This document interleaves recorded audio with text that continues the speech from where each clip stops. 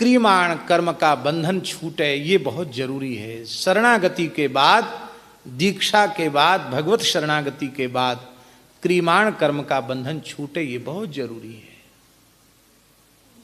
इसका साधन एक ही है, निषिद्ध कर्मों का त्याग करने का व्रत लें। क्या? निषिद्ध कर्म नहीं करेंगे, शास्त्र विहित कर्म करेंगे।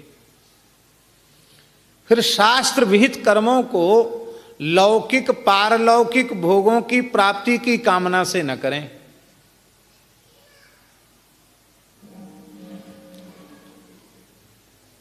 भगवान की प्रसन्नता के लिए करें। किसके लिए करें? और भगवान की प्रसन्नता के लिए करने के बाद फिर भगवान के चरणों में ही समर्पण कर दें। कर्तापने के अहंकार से मुक्त होकर करें, विहित कर्म करें, भगवान की प्रसन्नता के लिए करें और भगवान के चरणों में समर्पण करें। श्री सीतारामचंद्रार्पणमस्तु, श्री राधा कृष्णार्पणमस्तु, श्री लक्ष्मी नारायणार्पणमस्तु, श्री सांब सदा शिवार्पणमस्तु। आपके जो भी इष्ट हो उनको आप अर्पित कर दें। अब हम अपने पास नहीं रखना है।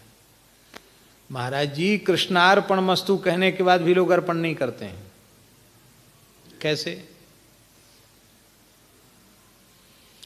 आपके पास 1000 रुपए थे और आपने हमें दे दिए, फिर भी आप उसके मालिक बने बैठे हो, ये अपराध है कि नहीं? बोलो। आपने फिर क्या दिया? जब आप उसके मालिक बने बैठे हो तो आपने दिया क्या? ऐसे ही साधक चाहे 1 नाम ले, चाहे 1 करोड़ ले, चाहे 1 अरब ले, जब श्री रघुनाथ जी को अर्पित कर दिया है तो उसके पास कुछ नहीं है। उसकी एक एक श्वास, उसका एक एक नाम श्री ठाकुर जी के लिए है। पर मैंने इतने लाख जप लिए, मैंने इतने करोड़ जप लिए, मैंने इतना अरब जप लिया और इसके बाद भी भगवान हमको दिखे नहीं। खरीद लिया है तुमने, भगवान को गुलाम बना लिया है। मीरा के प्रभु गिरधर नागर आवत प्रेम के मोल, मायरी मैंने लीनो गोविंद मोल। वो प्रेम तो तुम्हारे पास आया नहीं, इतना जपने से हुआ क्या? प्रेम तो मिला ही नहीं। भगवान को खरीदना चाहते हो? भजन किया तो एहसान कर रहे हो भगवान के ऊपर। उनकी करुणा का विचार करो, कितने करुणामय हैं। अपना पवित्र नाम अपनी मेरी जिह्वा पर उन्होंने विराजमान कर दिया। ये नाथ आप आओ चाहे मत आओ, आपका पावन नाम हमारे हृदय में रहे, आपका पवित्र नाम हमारी जिह्वा पर। हमको क्या चाहिए प्रभु? आपने अपने नाम को दे दिया, हमको कुछ नहीं चाहिए। आपकी जो राजी हो सो करो, बस हम राम राम करते रहें। कायेन वाचा मनसेन्द्रियर्वा बुद्ध्यात्मना वानुसृत स्वभावात् करोति यद्यत् सकलम परस्मै नारायणायेति समर्पयेत् तत्। अब और सुन लो, इस प्रकार की पद्धति से रहने के बाद भी किसी देश काल परिस्थिति आदि के किसी भी कारण से यदि कोई ऐसा कर्म बन गया साधक से, भक्त से, जो उससे नहीं बनना चाहिए, चाहे तो शुभ बन गया संकल्प पूर्वक, चाहे अशुभ बन गया, तो क्या वह संचित में जाएगा? उससे क्या नए संचित का निर्माण होगा? क्या उसके कारण भक्त को संस्कृति के चक्कर में पड़ना पड़ेगा? बहुत ध्यान से सुने, इससे छूट नहीं दी जा रही है कि तुम चाहे जो करो।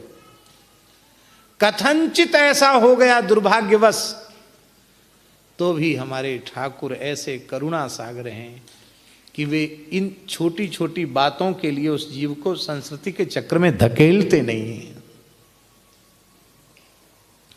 भक्तों की जो प्रशंसा करता है उसमें उसके शुभ चले जाते हैं, भक्तों की जो निंदा करता है उसमें उसके अशुभ चले जाते हैं, और उसके शुभ अशुभ संचित में नहीं जाते। भक्त के निंदक में अशुभ और भक्त के प्रशंसक में शुभ, और भक्त शुभाशुभ से मुक्त होकर भगवान की अंक की प्राप्ति का अधिकारी हो जाता है।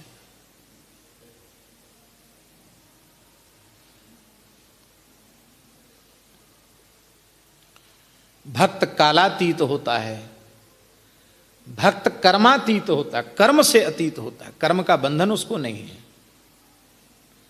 देखो, भक्त माने हमारे जैसा आदमी नहीं, ऐसा नहीं समझ लेना। भक्त माने जो भक्त के लक्षण जिसमें है, ऐसा भक्त। भगवान और भगवान के भक्त, कर्म शुभाशुभ तुम ही न बाधा।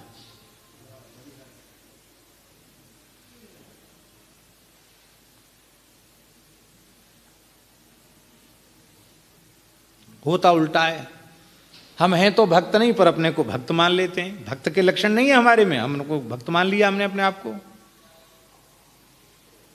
केवल और केवल वैष्णवता के चिन्हों से हमने अपने आप को वैष्णव मान लिया। वैष्णवता हमारे हृदय में नहीं है। इसलिए मानो मत। और कोई तुम्हारी भक्त के नाम से प्रशंसा करता है, संत के नाम से प्रशंसा करता है, वैष्णव के नाम से प्रशंसा करता है, तो यह मत समझो कि हम संत शिरोमणि हैं, वैष्णव शिरोमणि हैं, भक्त शिरोमणि हैं। यह समझो कि इसके हृदय में बैठकर ठाकुर जी हमको बार बार प्रेरित कर रहे हैं, अरे तुम अब तक भक्त नहीं बन पाए, भक्त बन जाओ, साधु बन जाओ, संत बन जाओ, प्रेमी बन जाओ। हम अभी बने कहाँ हैं? ये भाव उस समय भक्त को अपने मन में रखना चाहिए। नहीं तो निंदक लाभ पहुंचाते हैं साधक के जीवन में, और प्रशंसक उसको नीचे गिराते हैं।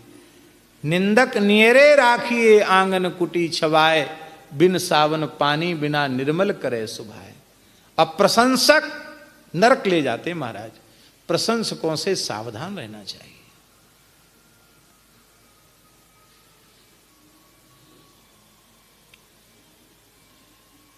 एक संत थे माता जी, बहुत उच्च कोटि के महात्मा, वस्तुतः वे महात्मा थे। उनकी प्रशंसा कोई महानुभाव करने लगे सभा में। थोड़ी देर बाद उन्होंने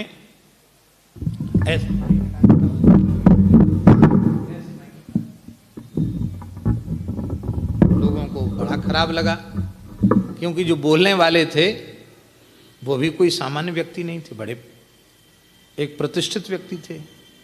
और उन्होंने बगल से माइक उनके अलग कर दिया। अपमान हुआ कि नहीं हुआ? बोलते बोलते कोई माइक छीन ले, खराब लगेगा। तो कहा, महाराज जी आप इतने नाराज क्यों हो गए, क्यों माइक आपने छीन लिया? तो उन्होंने हाथ जोड़कर रोते हुए कहा कि शरीर बूढ़ा हो गया है, अब ज्यादा जूते नहीं खा सकता। क्या कहा? बहुत जूते मार लिए, अब जूते नहीं खा सकता, अब शरीर से झिलता नहीं है।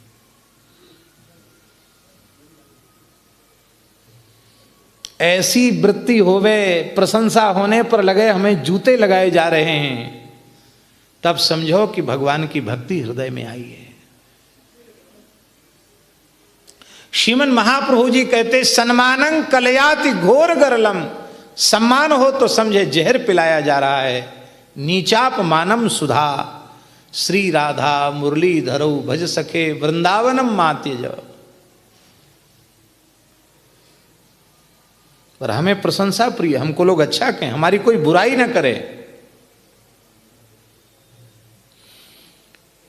ये बुराई तो होती ही है, अब कोई कर रहा है तो अच्छी बात है, सच्ची बात कह रहा है। मान लो बुराई नहीं है और बुराई कर रहे हैं, तब हम क्या समझें? तब हम समझें कि उन बुराइयों के बचने की प्रेरणा ये व्यक्ति दे रहा है। अभी बुराई नहीं है, पर इन बुराइयों से बचो, इसके लिए हमें सावधान कर रहा है।